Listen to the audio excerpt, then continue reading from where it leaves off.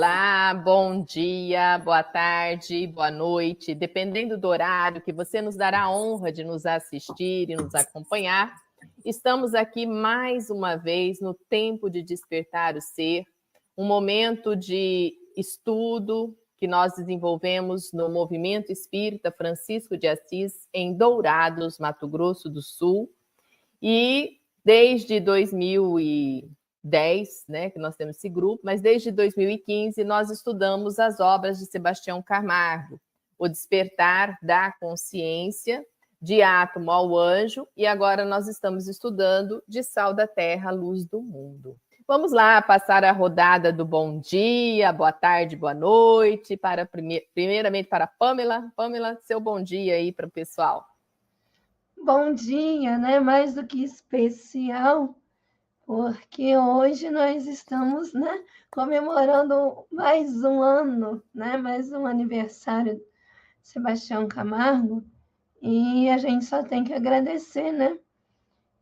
Na verdade, ele comemora ontem, mas hoje a festa continua porque foi verdadeiramente a data que ele nasceu e que Deus abençoe não só a ele, mas todo esse propósito que, como eu digo a ele, salva vidas, do micro ao macrocosmo. Isso mesmo, Pamela, né? Graças a essa bendita encarnação, nós temos a obra que nós temos aqui para estudar. Que Deus abençoe muito o nosso irmão. Eurípides, com você. Bom dia. Bom dia, boa tarde, boa noite a todos os colegas, a todos aqueles que nos acompanham nos estudos. E hoje nós brindamos, né, o Sebastião, porque vamos falar de amor. E não tem como falar de amor senão falar da vida. E hoje nós estamos comemorando a vida de Sebastião. Então, que Deus o abençoe muito, com muita luz, com muitos eflúvios de luz, e que ele esteja sempre contribuindo com todos nós também, encarnados e desencarnados, com essa sabedoria divina que nos traz a luz do Evangelho, a luz da verdade.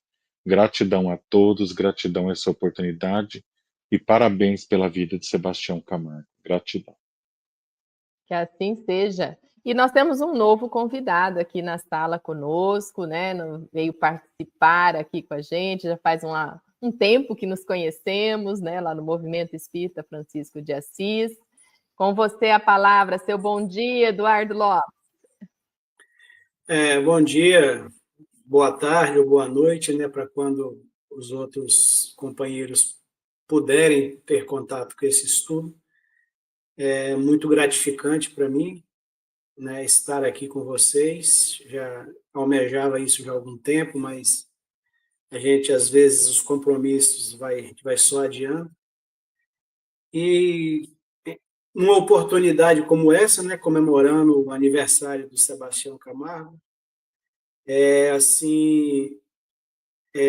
tenho uma particularidade, porque quando ele escreve o primeiro livro, eu passava por algumas dificuldades, né, de situações pessoais que eu não compreendia, e assim, na época só existia o e-mail, né, e não existia essa tecnologia que tem agora, e eu passei o e-mail para o Sebastião, né, e de todas as minhas dúvidas, ele respondeu o meu e-mail, e ali foi crucial para um tratamento, né? E em mais duas oportunidades ele esteve presente em situações assim que eu necessitava de uma orientação.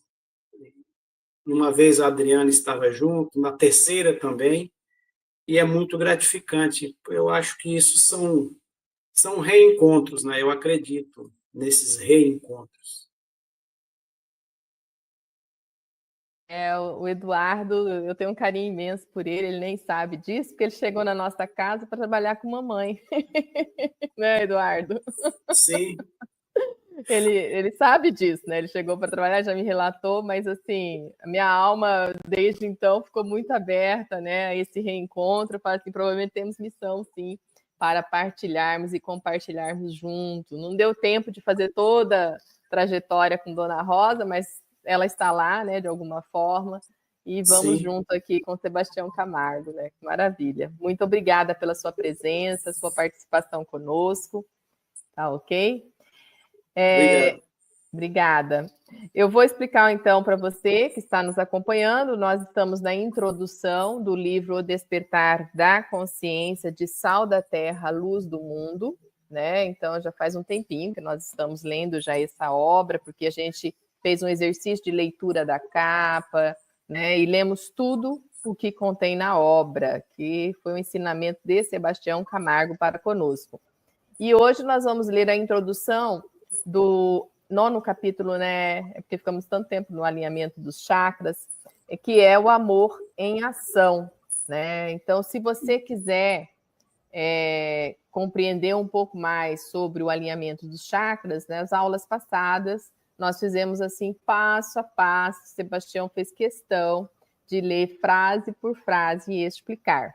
Então, para a gente não dar esse trabalho para Sebastião, hoje eu vou tomar a frente de fazer a leitura, porque ele já nos mandou o texto um pouco mais atualizado, já que vai sair na 2ª edição dessa obra. Não que tá fora do texto, ele só diminuiu as frases, né, para que a nossa compreensão fique melhor. Então, vou combinar aqui com a turma, né, para a gente fazer nesse sentido. Não sei se Pamela quer falar alguma coisa da aula passada ou se a gente já vai direto para o tema. Rapidinho, até eu pedi permissão para o nosso querido amigo compartilhar com vocês um trecho que ele me compartilhou do 4º livro, que é O Despertar da Consciência no Dia a Dia. E ele fala sobre o seguinte: encontram-se na atmosfera em que vivemos formas, pensamentos capazes de influenciar 2/3 da humanidade para as coisas das... não, esse não é não.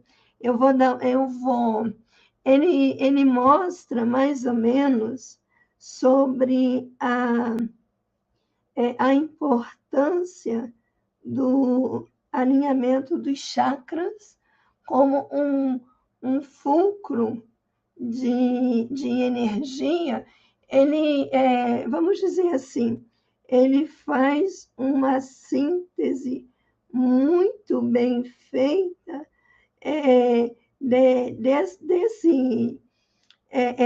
desse tema que a gente está mostrando. Eu achei assim que vale a pena a gente perder um pouquinho de tempo para poder a gente mostrar aqui. Eu já sei até onde está. Eu acho que é o 86º. Vamos lá. Não é. Eu vou achar, depois pode ir caminhando, depois eu mostro. Tá ok, Pamela. Então, daqui a pouquinho você retoma. Eu vou começar a leitura e a gente faz os comentários. Pode ser nessa dinâmica, né? Então, Bom, nós vamos começar com o amor em ação, né? E é o primeiro parágrafo. Eu já vou parar ali nessa frase da oração. O dever é a lei da vida, figura nobre e santa, que paira acima da humanidade, integrando o conjunto das prescrições da lei moral para o universo inteiro. O amor é a alma da vida, a consciência da ciência e a caridade em todos os seus aspectos. A humildade, a paciência, a dedicação, a abnegação, a resignação e o devotamento são virtudes, filhas do amor, assim como o trabalho é a vida e a alma da oração. Que é o amor em ação, hein, gente? Já começa como um dever, né? Dever é a lei da vida, e dentro desse dever nós vamos encontrar o amor, que é a alma da vida. Então, não existe a maior lei de tudo que há, né? Está pautada no amor divinal. É mais ou menos por aí, Eurípides? O que você conclui dessa leitura? Olha, Adriana, essa primeira pergunta sua, o que é o amor em ação, foi o que é a vida em ação, você disse? Exatamente, Ou- né? O que vem a ser o é, amor em ação. Aí ele já começa assim: o dever é a lei da sim, vida. Aí ele coloca, e o amor é a alma da vida. exatamente, exatamente. Eu vejo que o amor em ação é o pleno exercício da vida com foco nas leis universais, né? E o ser humano, ele tem que estar sempre buscando ao processo de evolução, mas de forma humilde, paciente, dedicado, respeitoso, abnegado, resignado e devotado. Porque senão não tem como você equalizar, equilibrar essas ondas vibracionais que vai trazer o refinamento para esse espírito, que vai nos equilibrar nessa esfera reencarnatória em que nós vivemos. E o trabalho seria exatamente o que o Evangelho segundo o Espiritismo, que Kardec nos relata no capítulo 25,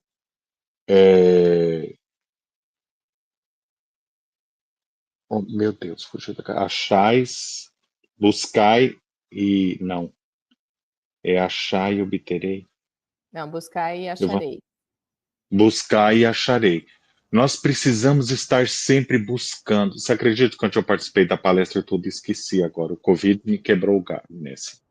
Buscar e acharei. Então a gente tem que estar sempre buscando. Então vamos buscar o trabalho, mesmo que seja um trabalho para suprir as nossas necessidades humanas, mas seja um trabalho onde você venha contribuir com o todo, porque quando você contribui com o todo, automaticamente você já está contribuindo com si próprio, com o seu processo de desenvolvimento, com a cobertura das suas necessidades e com toda a cobertura das necessidades dos nossos irmãos, tanto material como espiritual. Porque do lado espiritual, se os irmãos veem que nós estamos trabalhando um processo evolutivo de todo esse equilíbrio harmônico, o que pode acontecer, eles ficarem suscetíveis ao socorro espiritual, ao auxílio, e esses serem amparados, porque como nós já dissemos antes, até no mundo espiritual existe o livre-arbítrio. A partir do momento que nossos irmãos em dificuldades aceitam o processo de esclarecimento, ali a espiritualidade intervém e os socorre.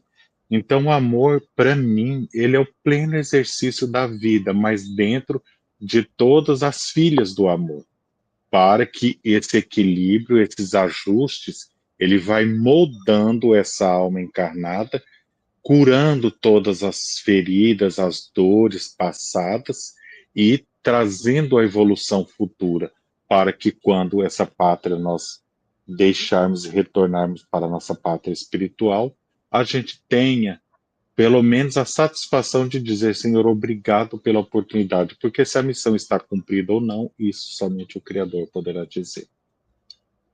É isso que eu entendi. Muito Gratidão. obrigada, muito obrigada. Vou passar agora para o Eduardo Lopes. Eduardo, ele coloca aqui para nós, né, que humildade, paciência, dedicação, abnegação, resignação e o devotamento são filhas, né, da virtude, são virtudes filhas do amor.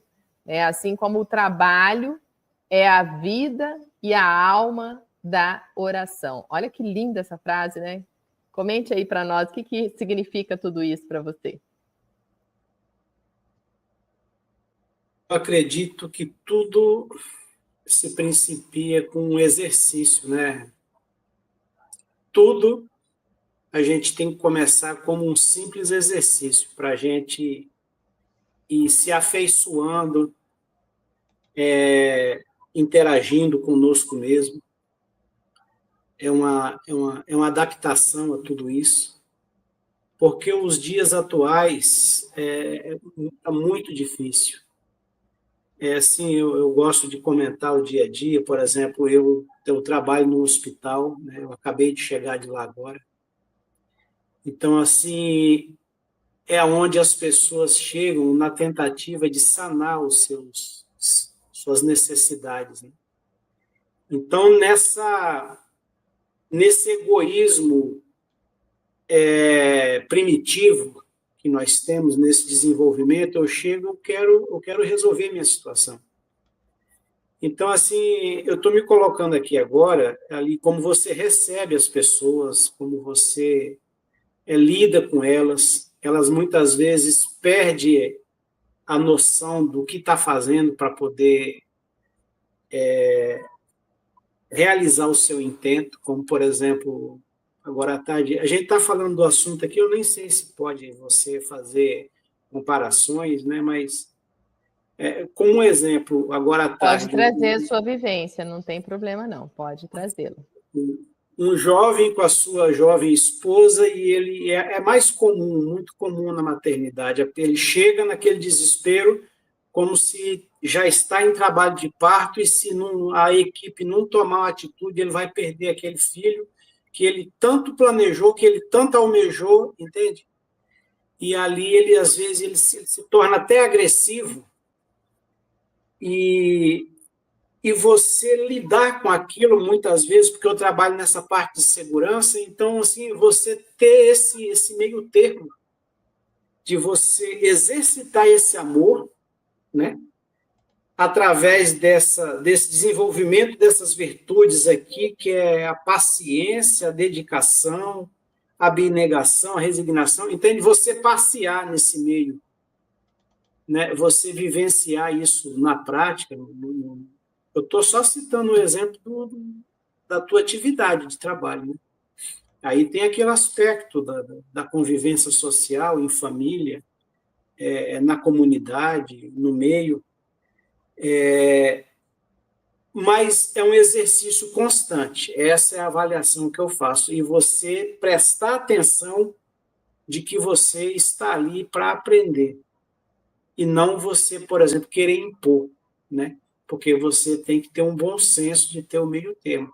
Não deixar o outro ele passar do limite e, ao mesmo tempo, você ter um limite daquilo que você tem em suas mãos. E é constante isso. Esse exercício esse sentimento que é o mais nobre, né? Que é o sentimento de amor no nosso dia a dia. É essa avaliação que eu faço desse princípio. Exatamente, foi bem na vivência aí, né? Tem que ter humildade, tem que ter paciência, tem que ter tudo isso. Pamela, contigo aí, o que você comenta dessa primeira parte do primeiro parágrafo? Então, na verdade, eu fiquei hoje à tarde pensando exatamente sobre isso, porque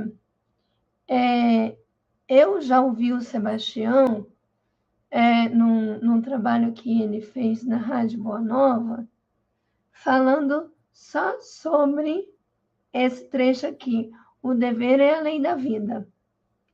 Então, existe uma distância muito tênue entre o dever e a caridade.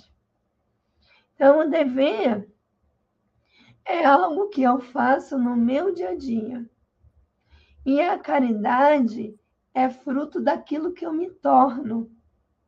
E como fala que é o dever, é algo que você tem que fazer. Você não pode deixar de fazer. E aí, até mesmo no Evangelho segundo o Espiritismo, ele se torna uma obrigação. E aí ele termina, quando você vai lendo o texto, ele já começa a se tornar uma coisa doce. Então, você começa por uma obrigação, mas essa obrigação ela vai se tornando um hábito. É a mesma coisa, por exemplo, você levantar, você fazer a sua rotina matinal, ir para o trabalho. Então, é como até eu vi de uma palestrante espírita, é muito bom você acordar e ir para o Play Center, mas vai acordar para trabalhar, para estudar, para fazer prova.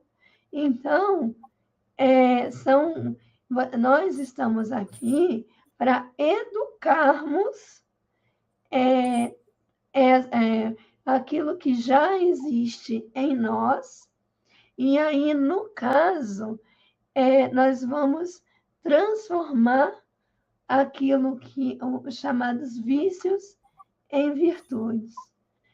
Porque ele fala aqui, né, que são virtudes filhas do amor. O amor como princípio inteligente do universo, né? E aí, no caso, esse amor, substância, ele vai se tornando um amor-lei, quando eu compreendo. E aí é capaz de dizer assim, de me desprender virtudes. Lindo, né? Exatamente. E é bom, é importante falar a questão do dever, né? Porque no Evangelho segundo o Espiritismo tem um capítulo dedicado, um tópico todinho dedicado ao dever, né? Foi bem pontual essa tua chamada aí que o Sebastião coloca, né? E aí ele coloca como sendo lei da vida, né? Lei da vida, né? E aí, dentre parênteses que a gente nem destacou, esse dever é figura nobre e santa. E realmente, se um detalhe não cumpre o seu dever, né, não pensando no indivíduo, mas pensando no conjunto de tudo que nos compõe, né, se algo não cumpre com o seu dever, né, que ele tem, que ele foi predestinado foi feito para desenvolver aquilo naquele momento, o princípio ativo é para aquilo, se ele deixar de fazer, há uma desorganização e nada acontece. E né? aí... Ou deixa de acontecer, ou retroage, ou para, ou falece. Não é assim? Se a gente pensar nesse sistema. Deixa eu só complementar isso que você falou. Que ele mostra aqui, depois, o amor é a alma da vida. A vida com V minúsculo. Então, é a lei que existe em cada indivíduo. E que nós utilizamos dessa lei para nos alimentarmos. Exatamente.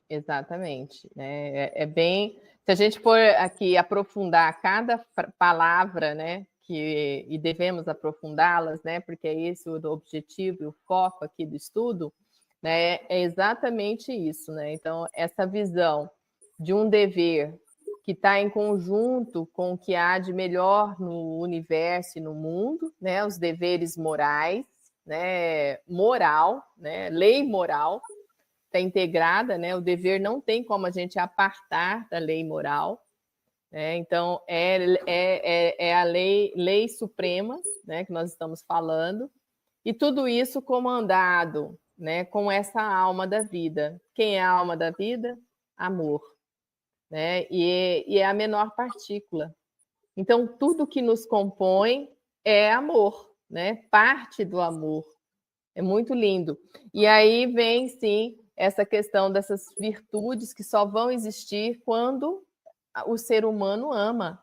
Né? Então, se eu não desenvolver a ação do amor, não tem como desenvolver essas virtudes de humildade, paciência, dedicação, abnegação, que é como o Eduardo colocou lá no ofício dele, né? De olhar para as pessoas e ter essa visão, né, que ele teve lá de amor, né, de compreender o seu próximo, né? Então é um processo. Tudo bem até aqui, pessoal? Vocês querem comentar algo mais ou seguimos para o próximo Podemos seguir? Só me dá Olha, assim. tá. Só que eu peço agora licença para meus irmãos, que eu preciso me retirar para um compromisso. E eu só como uma colocaçãozinha. Em relação ao trabalho do Eduardo, eu tenho a minha sobrinha, assistente social do Hospital Universitário aqui de Dourados.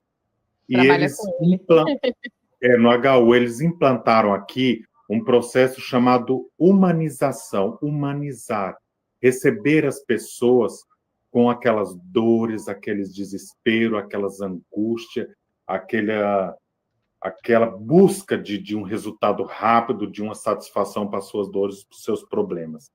Mas, quando a gente fala em questão de amor, primeiro de tudo, nós precisamos aprender a abrir as portas do nosso coração. Porque não podemos ir às cegas em nada, em absolutamente nada. Como está bem explícito por Pamela, bem falado por Adriana, o dever de paciência, de abnegação, de tudo, que tudo venha ao seu tempo e que nós tenhamos o dever e a paciência de buscar, de abrir as portas do nosso coração para essa nova realidade, para essa nova busca, para tudo isso que nos vem a melhorar, a sermos seres melhores, a sermos pessoas melhores, a melhor podermos auxiliar os nossos irmãos. Seria somente essa colocação, e gratidão a todos, e que tenham um excelente término de estudo, e que esses estudos venham como eflúvios de luz nos mais sombrios cantinhos de nossa alma para nos iluminarmos e para termos uma vida melhor. Gratidão a todos, que Jesus nos abençoe e nos ampare. Obrigada, Eurípides. Bom compromisso. Até semana que vem. Tchau, tchau. Até mais. Então, vamos lá. Vamos continuar aqui, né, na nossa leitura. Adriana. Oi. Eu achei. Era exatamente. E tem tudo a ver com o que a gente está falando aqui, rapidinho. Deixa eu pegar aqui o texto. Olha só. A força primitiva da mente surge límpida e pura, no entanto, consubstancia-se às condições humanas ao tomar forma na vida do espírito. Não é esse aqui, não. É esse aqui mesmo. A energia divina que interpenetra pelos centros de força e toma corpo mental tem uma sensibilidade indescritível, e nela gravamos os nossos sentimentos que passam a dominar segundo aquilo que somos, e pela lei de justiça respondemos pelo que doamos através das nossas faculdades mentais. Então, semana passada a gente estava falando do alinhamento dos chakras. Então, ele mostra que tudo isso vem pela nossa força mental. E aí, a nossa mente, agora buscando com dever e caridade, ele está alinhado com o pensar, o sentir, o falar e o agir. E tudo aquilo que destoa disso vem a enfermidade. Exatamente. Necessidade, né, do amor aí nessa questão. Vou colocar, então, a continuidade agora desse parágrafo, né? Ele é um parágrafo um pouquinho longo. Então, vamos lá, dando continuidade, então. Logo depois, né, de nós terminarmos ali, né, que o trabalho é a vida e a alma da oração, para quem tem olhos de ver, perceber-se-á nos traços fisionômicos e no caráter irretorquível do ser que anima a forma humana, a caminho de sua insigne humanização, que a caridade personificou-se no amor em excelência, nos cismos da auto-iluminação. É o êxtase no qual configurar-se-á na consciência máter o reino de Deus em si, a síntese das sublimes revelações, nobres e elucidamente vivenciadas, e o corolário das imorredoras verdades divinizantes.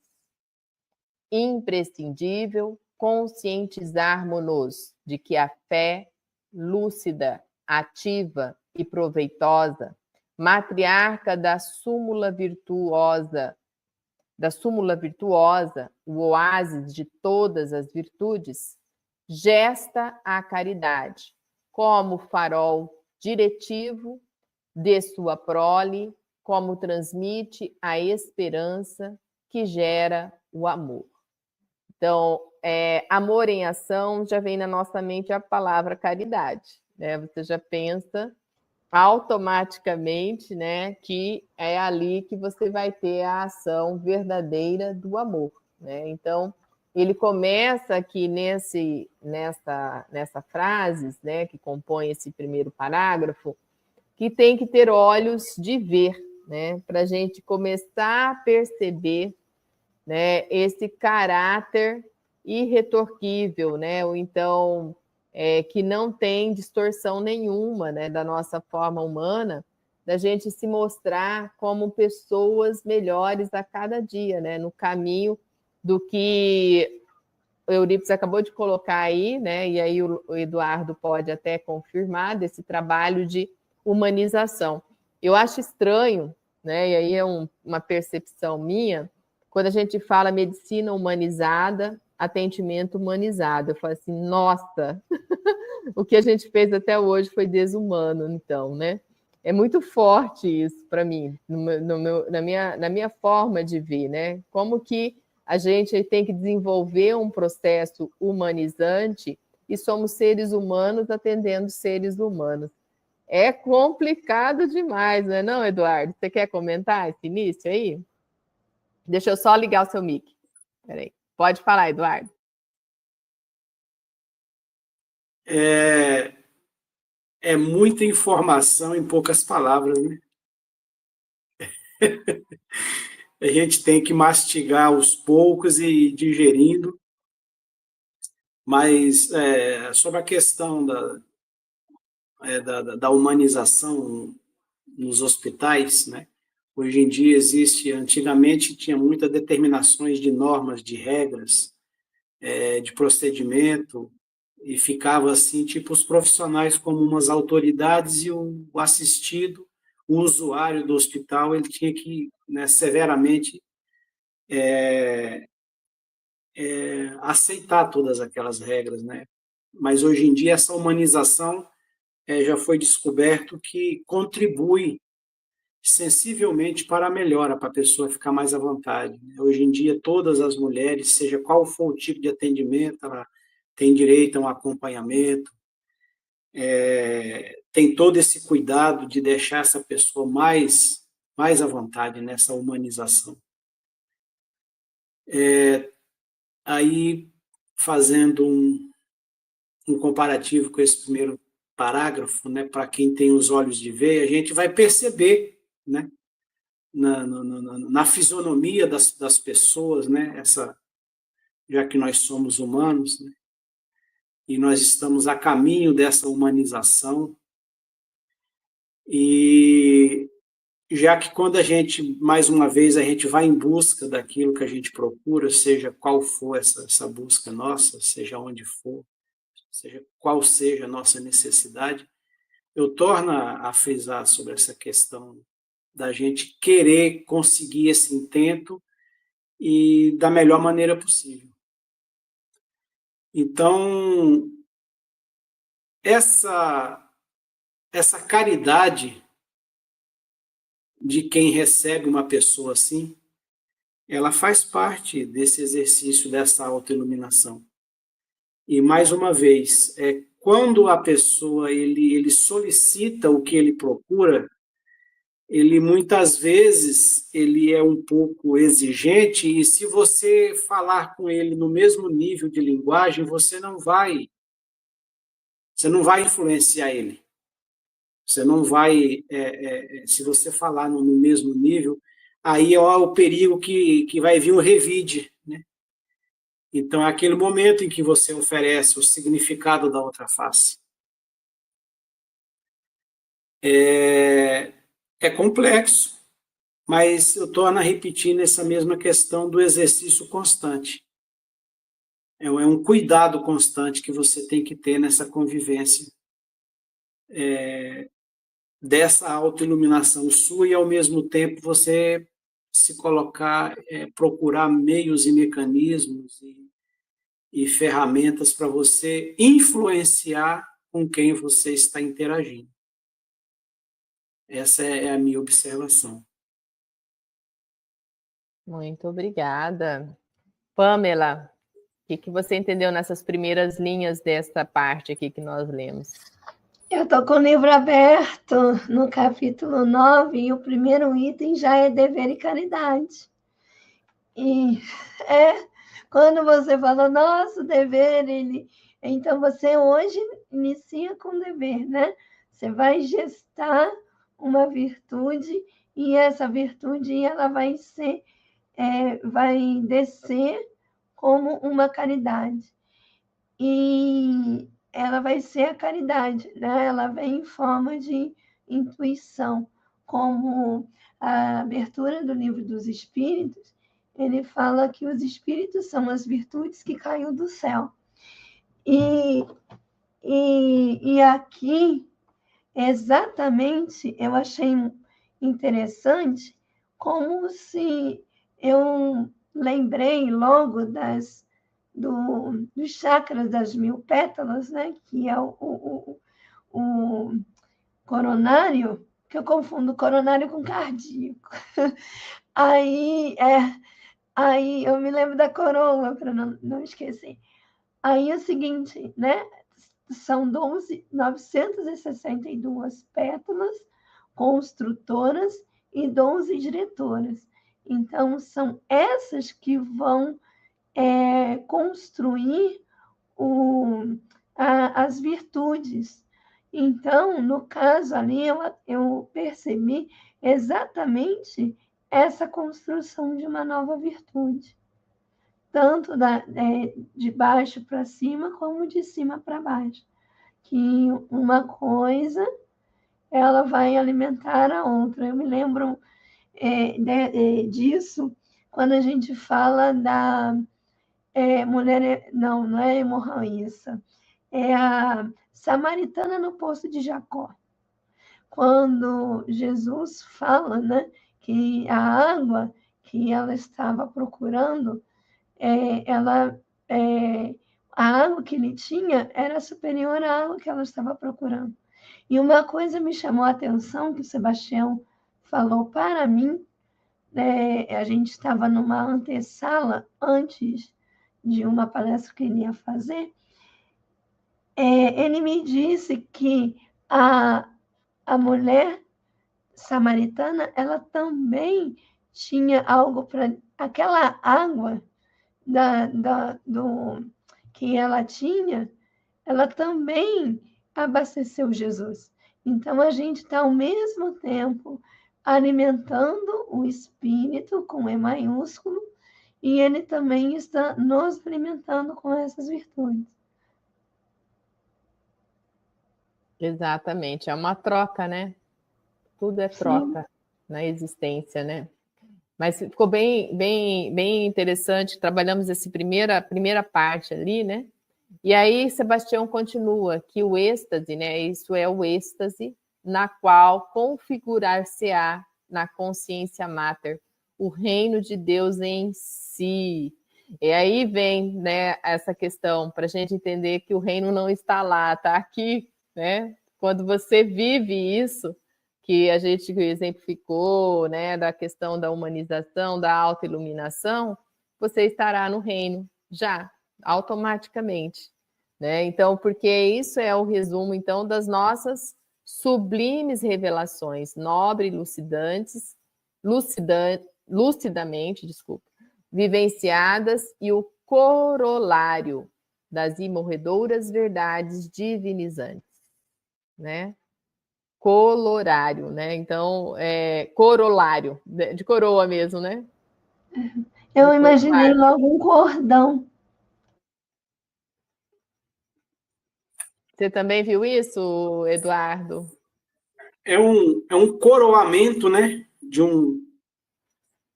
Que envolve muita coisa, né? Colorário das imorredoras verdades divinizantes. É a coroa. Um conjunto, né? É um conjunto, né? Imprescindível, quer dizer, não tem como, né, a gente ficar sem isso, né? É necessário, né? Então, para a gente nos conscientizar de que a fé lúcida, ativa e proveitosa. Então, mais uma vez aqui, Sebastião traz, né, o que ele desenvolveu no primeiro capítulo, né, que nós ainda não chegamos no primeiro capítulo, mas, né, na introdução a gente já viu a introdução da fé, né? Então, aqui ele vem novamente, que lá ele trata fé, razão e intuição.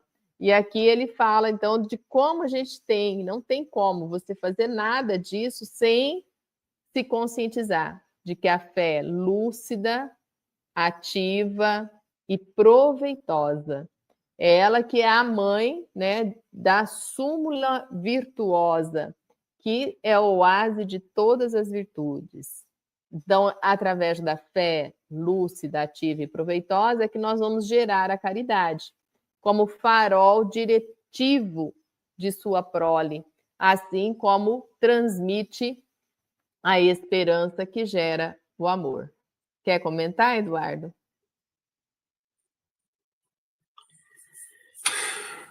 Fé lúcida e ativa, né? A lucidez da fé e, ao mesmo tempo, ela está ativa, porque daí ela se torna proveitosa. Porque não adianta ser algo simplesmente como se estivesse cumprindo como uma obrigação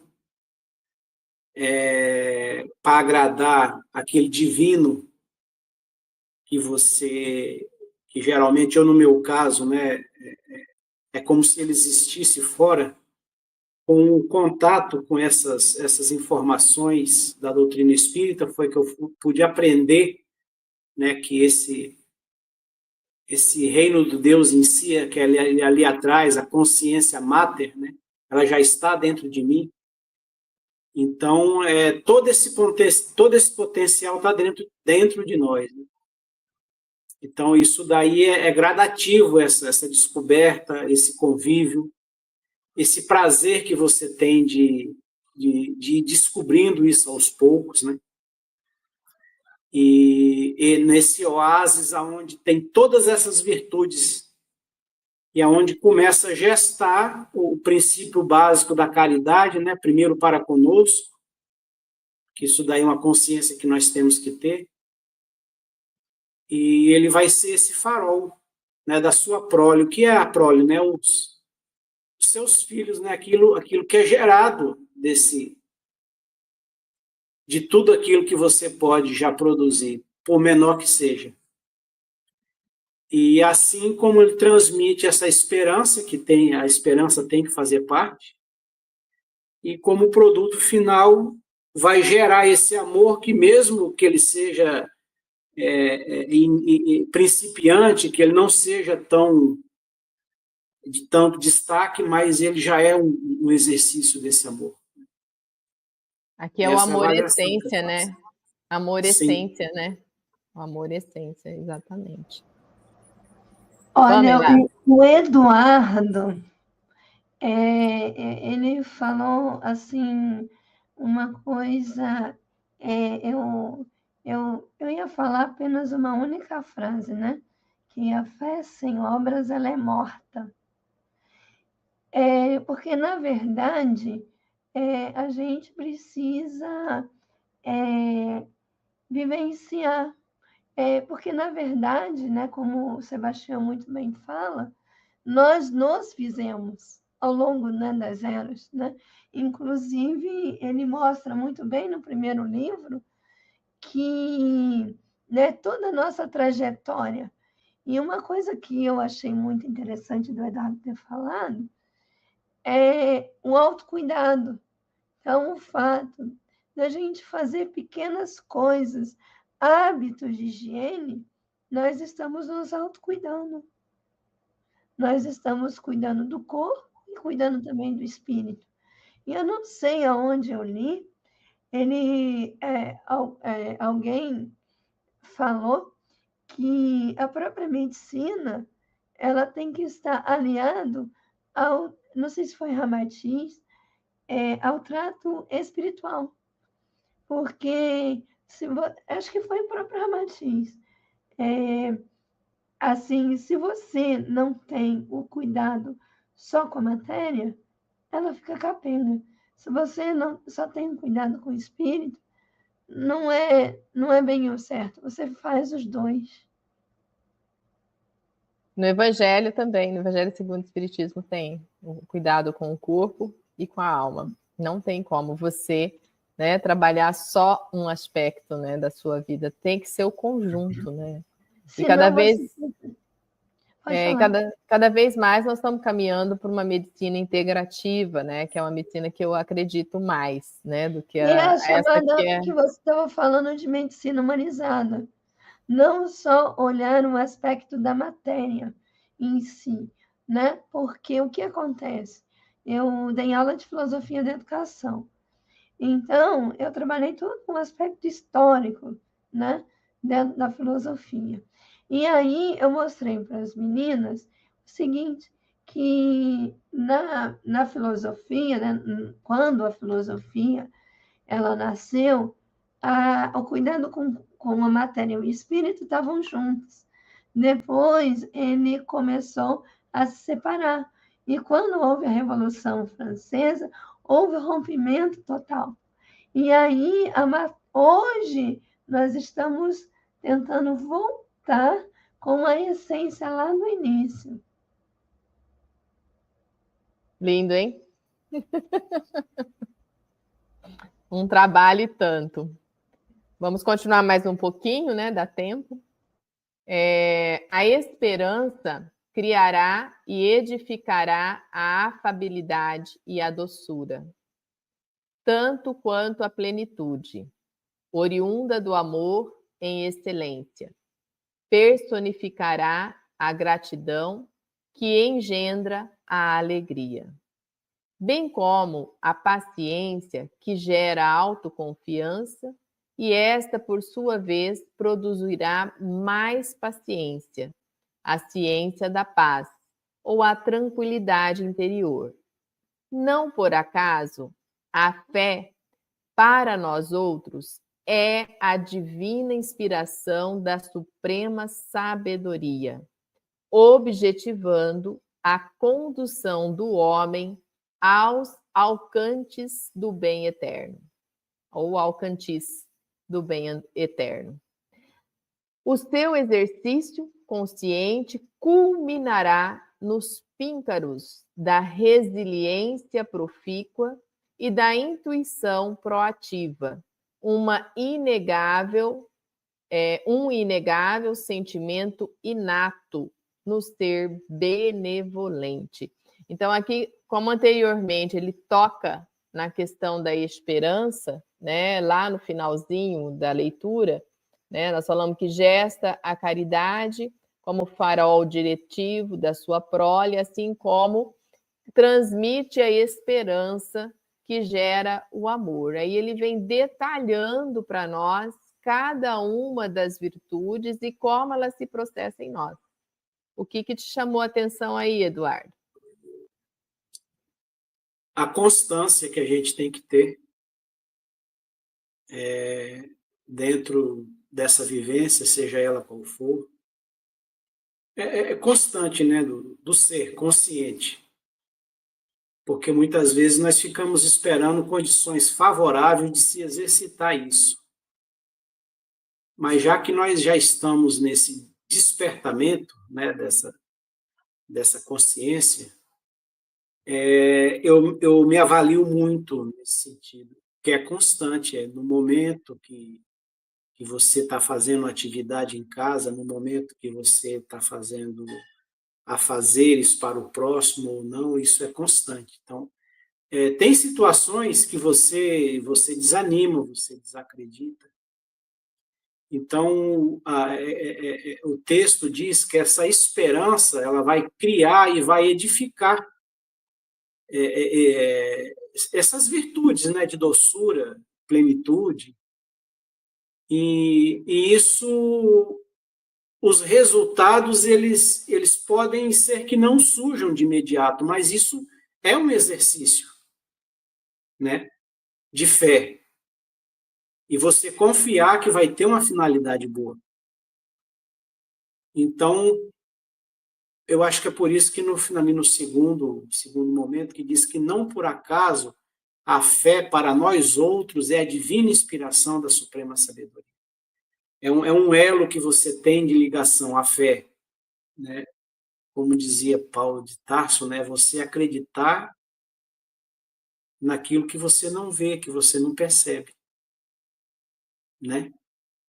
E é um exercício constante. A gente está sempre, você pode ver que o texto ele sempre nos convida a essa constância, seja ela qual for, porque muitas vezes, né, até uma experiência própria, tem situações que parece que você está num nevoeiro e você tem a sensação que você está só, a sensação. O nevoeiro, né, para mim, ele simboliza de você exercitar a fé, mas se você vacilar, você precisar, tem uma mão que está ali próxima de você. Então, assim, chega um certo momento em que a gente é convidado a colocar à prova, porque a gente fica, às vezes, se deixar, fica muito mal acostumado a sempre estar solicitando e pedindo a sustentação, né, a muleta. Mas a gente já está em condições de por si só, ter atitudes e atividades que demonstram já essas potencialidades e capacidades que nós já temos. Pamela, sua vez, o que você compreendeu nessa leitura? Primeiro, eu fiquei embevecida com a fala do Eduardo, porque ele mostra a forma prática, né?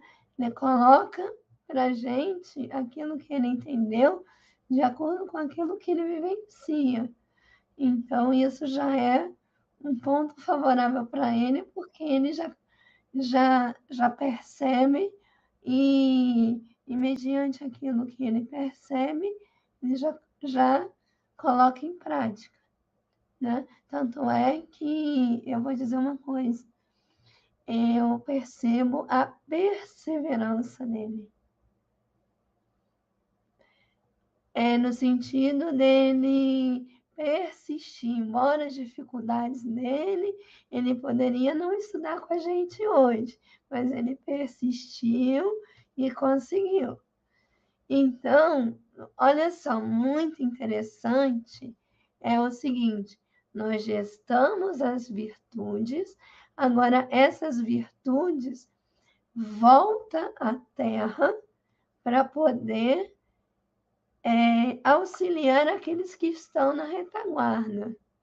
Então, a esperança, ela vai gestar a afabilidade e a doçura, né? Quanto à plenitude oriunda do amor em excelência. E aí ele mostra que uma virtude ele vai gerar outras virtudes, né? E aí, não por acaso, a fé para nós outros é a divina inspiração da suprema sabedoria, objetivando a condução do homem para os alcances do bem eterno. E aí, esse processo ele tem que ser consciente. Quando ele for consciente, vai culminar, né, vai chegar aos píncaros, né, da resiliência profícua, ou seja, é não esmorecer, saber que tem um ponto de chegada. Quando ele estava falando, ou quando você estava começando a ler, eu percebi, Eu adoro ficar zapeando, às vezes, na internet. E eu vi um casal de jovens, 18, 19 anos no máximo, vazios, sem perspectiva. Então, eu percebo exatamente que a necessidade do cultivo dessas virtudes para que a gente possa colocar a nossa vida em utilidade. E aí sim, é como até mesmo o próprio Sebastião, através de Lancelin, que quando o nosso corpo, né, nós como alma, não progredimos, o que faz o corpo? Ele expulsa a alma.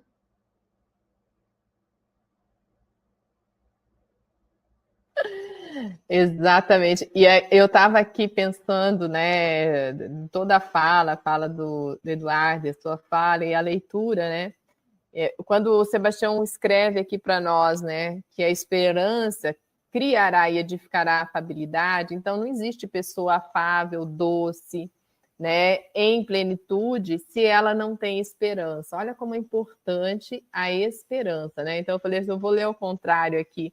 E só é grato à vida também, né, quem tem a esperança, porque senão ele não vai conseguir personificar agradecimento por tudo aquilo que já acontece, né, que já tem.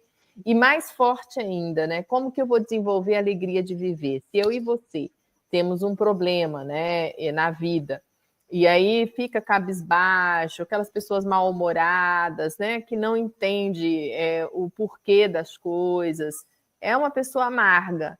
Agora, as pessoas que já têm esperança, pode estar a situação que for, ele está alegre, ele está feliz em viver, né? Em ter essa oportunidade de estar aqui.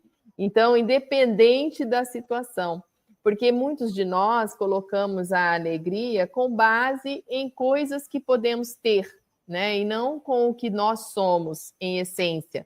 Então, como que a gente vai ser alegre aonde o Eduardo trabalha, né, vê muitas dores e sofrimentos, porque você só vai para o hospital quando você está com dor, né?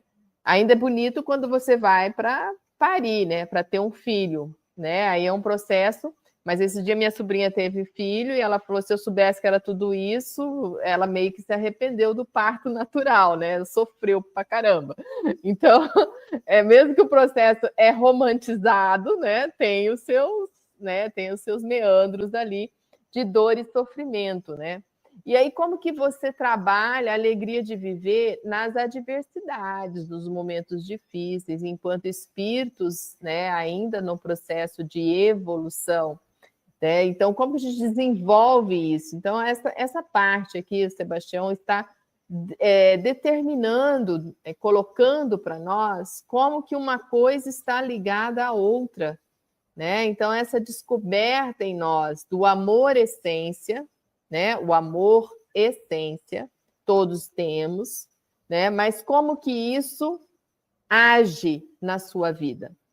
Como que isso está agindo? Como que você se desenvolve? Então, ele traz todas as virtudes, né? Que nós vamos ter que nos propiciar. Então, não tem como. Sem fé, você não tem esperança, né? Então, a fé é parte chave de tudo isso. E também para você desenvolver autoconfiança, para você desenvolver paciência, para você ter um equilíbrio interno total, tem que existir em ti esperança, amor, né? E fé. Então, tudo está interligado, né? Então, é exatamente isso que ele vem colocando. E aí, como o Eduardo colocou, a constância, né? Então, exercitar de forma que você destacou, Pamela, conscientemente, né? Exercício consciente. Então, a nossa busca no despertar da consciência é estarmos conscientes no processo. Pode falar, Pamela.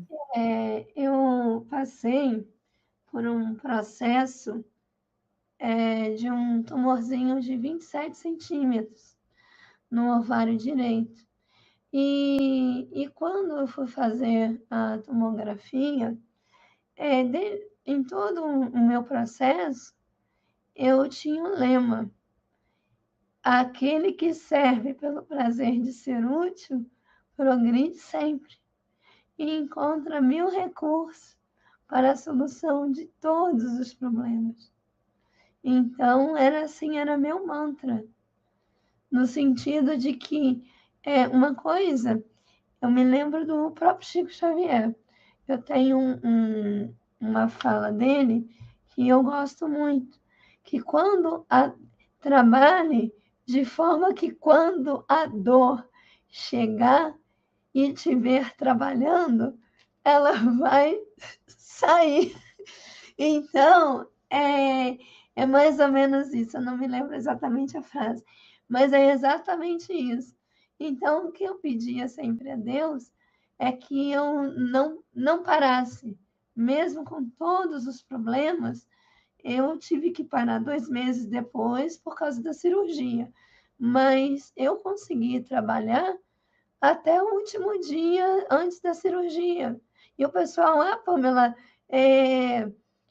tira licença, você está assim, está assado. Então, não parar e não precipitar e não retroceder. Esse é o caminho. Exatamente, e a gente vai vencendo, né, Pamela, os nossos desafios. Vou passar a rodada para a gente finalizar aqui. Podemos finalizar aqui, aí semana que vem continuamos, né? Porque já está dando 1 hora de estudo e a gente quer fazer homenagem ao Sebastião Camargo. Né? Quero agradecer infinitamente a presença, né, de todos vocês que nos acompanharam até aqui, mas em especial a Pamela, ao Eduardo, ao Eurípides, que teve que sair, e nossa gratidão pela vida de Sebastião Camargo. Que Deus continue te abençoando, te iluminando, te inspirando, né, a seguir com essa missão linda que você abraçou de despertar as nossas consciências. Que o Pai Celestial continue te abençoando e iluminando sempre. Gratidão, Sebastião Camargo. Com você, Eduardo. Para mim, muito gratificante nessa primeira oportunidade, né? Confesso que é a primeira vez que eu participo de um grupo de estudo, assim, usando esses recursos, né, da tecnologia nova, a gente tem que aproveitar, porque está à nossa disposição. Também pelo fato de ter como base os ensinos do Sebastião, né, traz essas particularidades, a pessoa ele renasce e ele tem características de vida assim de dificuldade, e em dado momento aquilo eclode, né? É o que eu já pude saber, né, dos acontecimentos com Sebastião e outras personalidades que têm um trabalho de ensino em prol do próximo. E eu acho isso maravilhoso, porque prova que nós estamos longe da nossa angelitude, né? A gente experimenta na liberdade do livre-arbítrio e depois a vida nos convida a assumir os compromissos. Gratidão, Sebastião. Obrigada, Eduardo. Pamela, dá os recados e vamos ao fechamento. Então, antes eu vou dar fechamento. Eu estava ouvindo algo hoje e eu achei muito interessante. Eu estava editando um vídeo do Ramatiz e o Sebastião mostra o seguinte, que se não fosse esses seres que vieram ajudar os outros, como os médicos e tantos outros, os terapeutas, essa limpeza do perispírito através que a gente chama de morbo deletério seria algo assim muito complicado. E eu me lembro, né, de uma frase do Dr. Paulo César Frutuoso, que ele fala, inclusive, se eu não me engano, está no capítulo 5º do Evangelho segundo o Espiritismo, quando ele fala sobre as aflições, né? O papel das aflições e aquelas pessoas que vêm exatamente para nos acalmar, para que a gente possa prosseguir. Então, você percebe com isso que Deus não nos deixa órfãos. E tanto que nós temos ensinamentos que é trazido não só pelo Sebastião, mas também a Vilma, que trouxe o Sebastião para esse processo e que nos auxiliam nessa caminhada.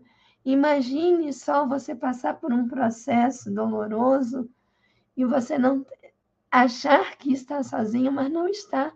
Nós estamos em Deus. E, como diz o Divaldo, é um estado psicológico a solidão. A gente tem que lembrar disso, né? Então, eu só tenho que agradecer, né, por essa oportunidade, que se não fosse o Sebastião, não teria conhecido você, Adriana, não teria conhecido o Eduardo, e que venham mais despertares da consciência para que a gente possa cada vez mais, não apenas crescer como pessoa, mas crescer como um corpo que nós estamos nos tornando. E só para lembrar que hoje, mais tarde, às 17h30, Sebastião vai começar a fase de introdução do Espírito do Espiritismo, né? Que é um curso, né? Não é um curso, né, propriamente dito, mas ele vai fazer uma divagação em torno das obras, né, complementares e também da codificação, que é o Livro dos Espíritos, as demais obras e também os seus complementares. E aí eu escolhi uma das frases que ele vai falar, é a questão 222 de O Livro dos Espíritos, que o Espiritismo, sendo uma lei da natureza, deve existir desde a origem dos tempos, e sempre nos esforçamos para provar que se encontram traços dele desde a mais alta antiguidade. Gratidão infinita e nos encontraremos na próxima semana.